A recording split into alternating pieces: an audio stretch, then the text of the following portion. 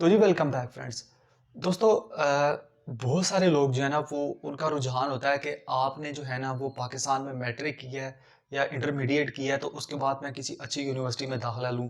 और यहाँ से हम क्यों हमारा माइंड ट्रिगर करता है कि मैं किसी अच्छी यूनिवर्सिटी में दाखिला लूँ या वो चाहे पाकिस्तान में हो या चाहे अब्रॉड हो। और अगर जब आप अब्रॉड की बात करते हैं तो हमारी जो कोशिश होती है वो ये होती है कि हम इटली, जर्मनी मतलब पहले स्वीडन का बहुत ज़्यादा नाम होता था। ऐसी कंट्रीज़ में, यूरोपियन कंट्रीज़ में जो है ना मैं एडमिशन लूँ। तो अब इनको छोड़ के कुछ एशियन कंट्रीज़ जो है ना वहाँ पे भी बहुत सारा लोगों का, पाकिस्तानियों का रुझान है, जहाँ पे वो स्टडी वीज़े के लिए अप्लाई करते हैं और जापान भी उन्हीं मुल्कों में से एक मुल्क है, ठीक है? आज मैं आपसे बात करूँगा कि हम जापान का स्टडी वीज़ा कैसे हासिल कर सकते हैं। सही हो गया?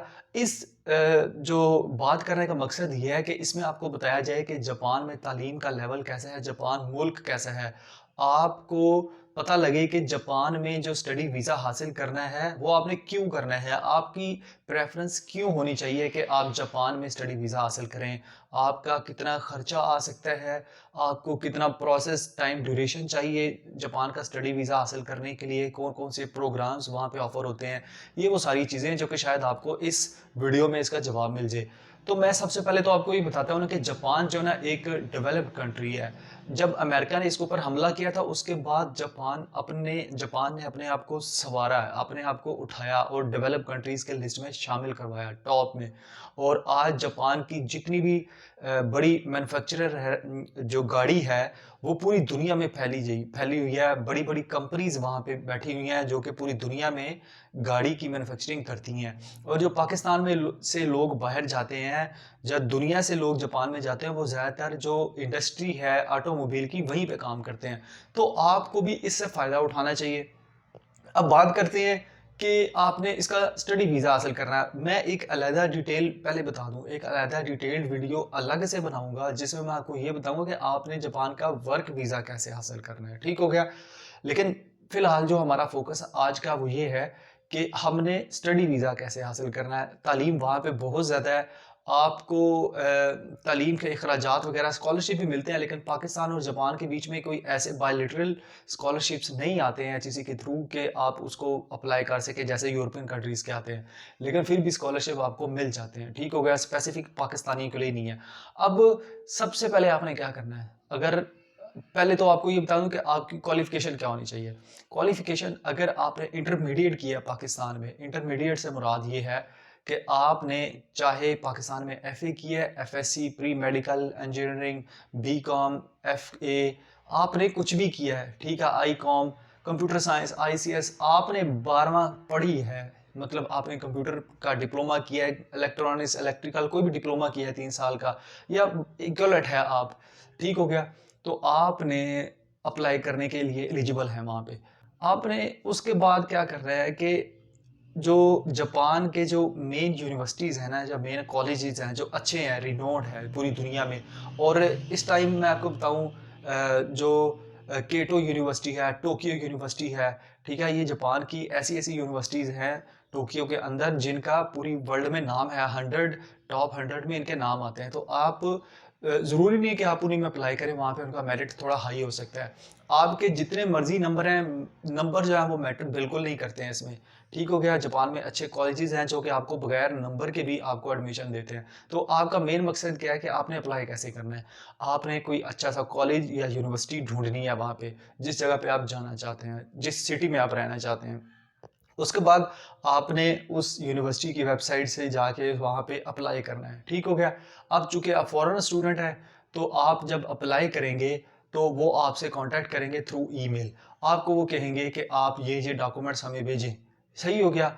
जब आपसे वो डॉक्यूमेंट्स माँगेंगे, आपसे वो आपके जो एजुकेशनल सर्टिफ़िकेट हैं, वो माँगेंगे, आपका जो पाकिस्तान के अंदर आइडेंटिकल सर्टिफ़िकेट्स हैं, वो माँगेंगे सारे के सारे, आप देंगे उसको। उसके बाद वो आपका करियर वगैरह सारा देखेंगे और आपको कहेंगे कि भई हमारे साथ इंटरव्यू करें।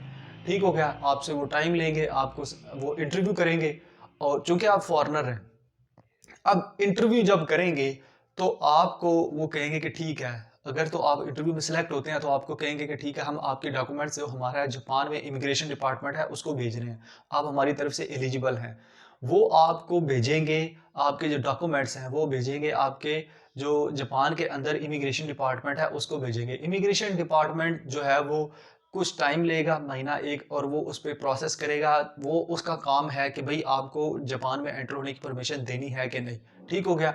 अगर तो वो देखते हैं कि आपका बिल्कुल कागज़ क्लियर है, आप ठीक हैं, बिल्कुल आप एलिजिबल हैं जापान में आने के, और स्कूल भी आपको या यूनिवर्सिटी भी आपको, कॉलेज भी आपको परमिट कर रहा है, तो वो आपकी उस पे डॉक्यूमेंट्स पे ठप्पा लगा देंगे और आपको कहेंगे कि ठीक है आप आ सकते हैं।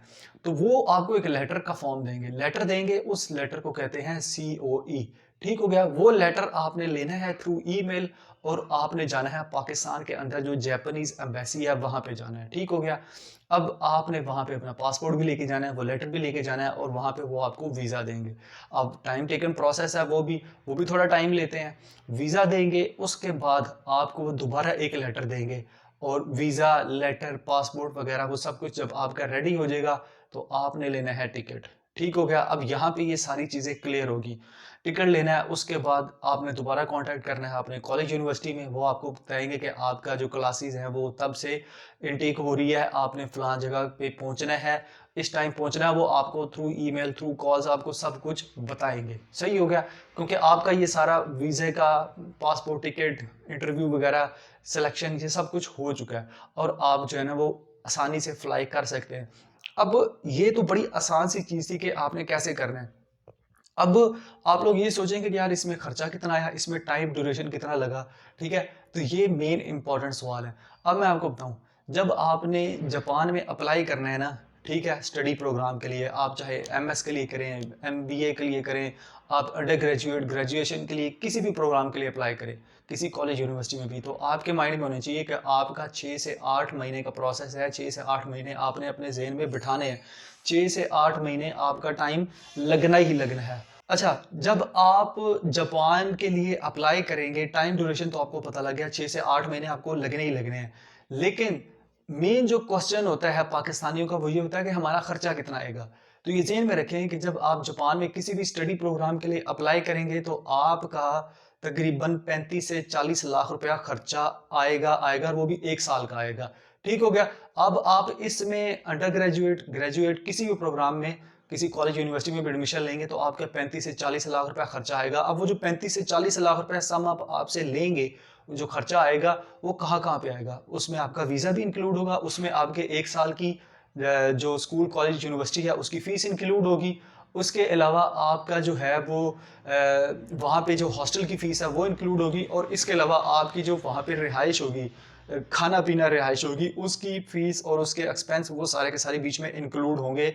और जो पाकिस्तान में आपने खर्चा किया है, या ईमेल भेजी है, या आपने डॉक्यूमेंट्स भेजे हैं जापान में कोरियर के थ्रू, वो सब के सब खर्चे मिला के आपका 40 लाख रुपए, 35 से 40 आपका खुला लगेगा। आपने डॉक्यूमेंट अटैच करवाए हैं, सब कुछ वो आपका लगेगा, 1 साल का लगेगा। उसके बाद आपको दोबारा से 1 साल की, अगर आपका प्रोग्राम ज़्यादा है, बड़ा है, तो आपको दोबारा से फीस देनी पड़ेगी, वो थोड़ी सी कम होगी, ठीक हो गया।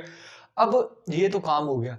उसके बाद जो मेन चीज़ होती है वो ये होती है कि पाकिस्तानी मेरे से पूछते हैं कि हम जापान के स्टडी वीज़े पे लेके हम जापान पहुंच गए, तो मुझे ये बताएं कि एक स्टूडेंट जो है वो जापान में वो काम कर सकता है स्टडी के दौरान। तो बिल्कुल जी, जापान का जो कॉन्स्टिट्यूशन है, कानून है, वो ये अलाउ करता है कि आपने अगर ग्रेजुएशन, अंडर ग्रेजुएशन के प्रोग्राम में एडमिशन लिया हुआ है, स्कूल वालों का नहीं लिया, नहीं, तो आप जो है वो अपनी स्टडी के दौरान काम कर सकते हैं, और इसी तरह उनका मुल्क तरक्की करता है, ठीक है। कितने आवर्स आप तरक्की कर सकते हैं, तो वो आप 28 आवर्स जो है ना वो पर वीक आप काम कर सकते हैं। और इसके लिए आपको जो इमिग्रेशन डिपार्टमेंट है वहीं का, आपको वहाँ पे जाके उसकी परमिशन लेनी होगी, ठीक हो गया। ये जाते साथ ही आपको परमिशन नहीं मिल जाएगी, आप जाएंगे वहाँ पे, पहले अप्लाई करेंगे कि भाई मैंने अपना गुजर बसर करना है, इसलिए मुझे अप्लाई करें, परमिशन दें।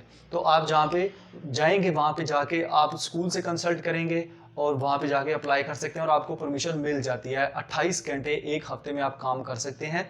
और इसके अलावा अगर आपकी क्लासेस नहीं हो रही हैं, ठीक हो गया, और जो है वो आपको समर वेकेशंस हैं या कुछ और सीन चल रहा है इस तरह का जापान में, तो फिर जो है वो आप तकरीबन 36 आवर्स जो है वो जापान में काम कर सकते हैं। और जापान की करेंसी आपको पता है पाकिस्तान के साथ कैसी है, आप अच्छे खासे पैसे कमा सकते हैं, आप वहाँ पे अपना खर्चा निकाल सकते हैं। ठीक हो गया, आपको घर से मंगवाने की ज़रूरत नहीं पड़ेगी। ये तो वो सारे स्टेप थे जिससे जो है ना वो आप आसानी से जापान का वीज़ा, स्टडी वीज़ा हासिल कर सकते हैं, वहाँ पे काम भी कर सकते हैं। अब मैं इसमें आपको एक जुगाड़ बता दूँ। जुगाड़ क्या है?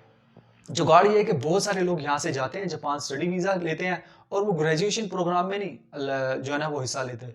वो एडमिशन लेते हैं जापानीज़ लैंग्वेज सीखने के लिए, और ये बहुत ज़बरदस्त तरीका है। अब लैंग्वेज से मुझे याद आया, सबसे पहले ये आपको इम्पोर्टेंट बात बतानी चाहिए थी कि जो आपने जापान की जो यूनिवर्सिटीज़ हैं, कॉलेजेस हैं, उनमें एडमिशन लेना है तो वो जापानीज़ लैंग्वेज में पढ़ाया जाता है। ठीक हो गया? तो आपको जो जापान की जो लैंग्वेज है उसका प्रोफिशिएंसी टेस्ट का सर्टिफिकेट लेना है, उसको क्लियर करना है, उसको N5 कहते हैं। और वो पाकिस्तान में टेस्ट कंडक्ट होते हैं। पाकिस्तान में बहुत सारी अकेडमीज़ हैं, वहाँ पे जाके आप जापानीज़ लैंग्वेज सीखें और N5 सर्टिफिकेट लें। N5 सर्टिफिकेट का लेवल ये है कि आप थोड़ी बहुत आपको जापानीज़ थोड़ी समझ आ जाए ताकि आप वहाँ पे जाके पढ़ सकें। तो पाकिस्तानी क्या जुगाड़ करते हैं कि जापान में पाकिस्तान में रह के थोड़ी सी जापानीज़ लैंग्वेज सीखते हैं, 1-2 महीने का कोर्स करते हैं, मतलब 150 आवर्स का टोटल कोर्स होता है। वो कोर्स करेंगे, उसके बाद एडमिशन लेंगे और कहेंगे कि भई मैंने जापानीज़ लैंग्वेज सीखनी है जापान के मुल्क में। वो ऑब्वियसली एक स्टडी प्रोग्राम है उनका, 1 साल का कोर्स, वहाँ पे भी एडमिशन कर लेंगे।